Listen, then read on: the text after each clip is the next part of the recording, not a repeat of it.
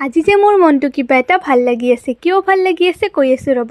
নমস্কাৰ, মই makeup artist Barnita. বহুদিনৰ পিছত মেকআপৰ ভিডিঅ' এটালৈ সকলোকে স্বাগতম জনাইছোঁ। আজি মোক হেল্প কৰিবলৈ আহিছে ওচৰৰে ভণ্টি এজনী। পিছে আজি আমি খোজকাঢ়ি কিয় গৈ আছোঁ? কাৰণ আজি আছিলে মোৰ ঘৰৰ ওচৰতে মেকআপ।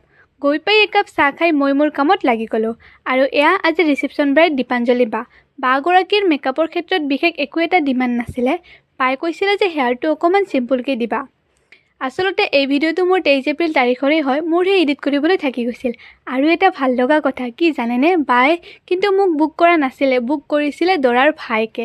বাক মই আজিহে প্ৰথম লগ পাইছোঁ। এনেকুৱা লগাই নাই যে মই বাক প্ৰথম লগ পাইছোঁ। ইমান বেছি ফ্ৰী। আৰু বাৰ স্কিনখনৰ কথাটো ক'বই নালাগে, ইমানেই ভাল। মইতো কাম কৰি খুবেই ভাল পালোঁ।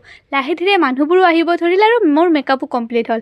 এইটোৱে হ'ল বাৰ ফাইনেল লুক। কেনেকুৱা লাগিছে জনাব, যিহেতু ভিডিঅ' ক্লিপবোৰ ভালকৈ ল'ব পৰা নাই।